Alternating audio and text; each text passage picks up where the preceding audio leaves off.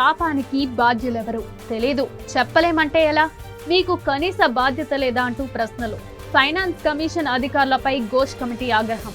కాళేశ్వరం అక్రమాలపై కొనసాగుతున్న విచారణ. అడుగడుగున ఆర్థిక క్రమశిక్షణ లోపాల గుర్తింపు. కార్పొరేషన్ ఏర్పాటు నుంచి చెల్లింపుల దాకా అధికారులకు ప్రశ్నలు.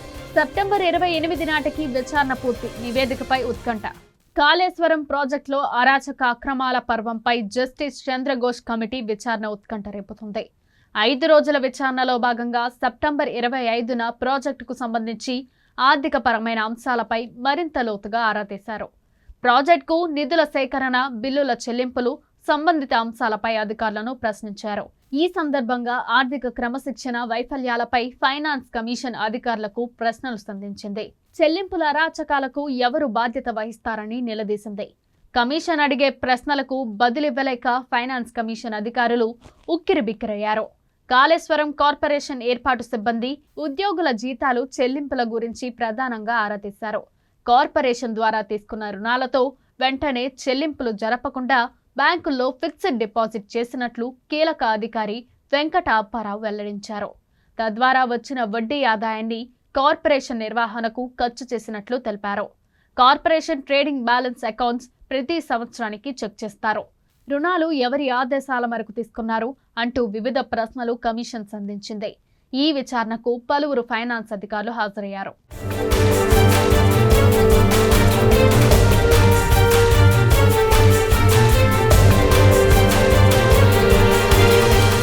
ఆడిట్ రిపోర్ట్ ఆధారంగా కాగ్ నివేదిక ఇచ్చిందన్న అధికారులు ఆర్థిక స్తోమత, క్రమశిక్షణ వైఫల్యం విషయంలో తాము స్పందించలేమని విచారణా బృందానికి తెలిపారు.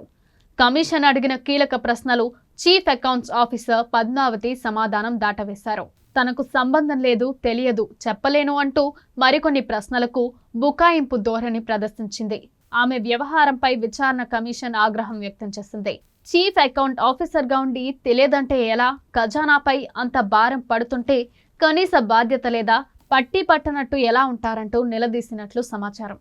జస్టిస్ పిసి ఘోష్ కమిషన్ ముందు Kaleshwaram corporation chief accounts officer Venkata Apparao, chief account officer Padmavathi, director of works account chief Phanibhushan Sharma తదితరులు హాజరయ్యారు. గతంలో దాఖలు చేసిన అఫిడవిట్ల ఆధారంగా వారిని కమిషన్ ప్రశ్నించింది. ప్రభుత్వ ప్రధాన కార్యదర్శి ఆదేశాలతోనే కార్పొరేషన్ బోర్డు ఆమోదం తర్వాత రుణాలు తీసుకున్నట్లు అధికారులు చెప్పారు. ప్రస్తుతం కార్పొరేషన్కు ఎలాంటి ఆదాయం లేదని, ఆస్తులు రాలేదన్న అధికారులు బిల్లుల చెల్లింపుల నిబంధనల ప్రకారమే జరిగాయని తెలిపారు.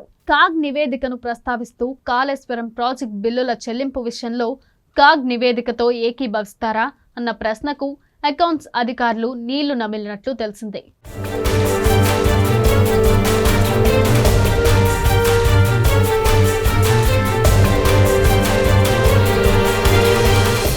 ఐదు రోజుల విచారణలో ఇంజనీర్లు, అకౌంట్స్ అధికారులపై ప్రశ్నలు సంధించనుంది.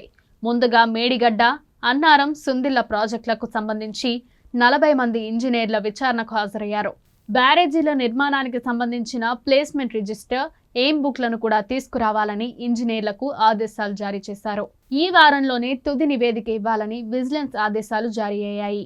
కాగ్ అధికారుల నుంచి కూడా సక్రమంగా వివరాలను కమిషన్ సేకరించింది. కాళేశ్వరం ప్రాజెక్టులకు సంబంధించి అన్ని నివేదికలను ఇవ్వాలని ఇప్పటికే ఇరిగేషన్ శాఖను ఆదేశించింది. కాళేశ్వరం ఎత్తిపోతల పథకాలు, డిజైన్ లోపాలు, అవినీతి ఆరోపణలపై నిజాలు నిగ్గుతేలే సమయం వచ్చేసిందని నిపుణులు చెబుతున్నారు.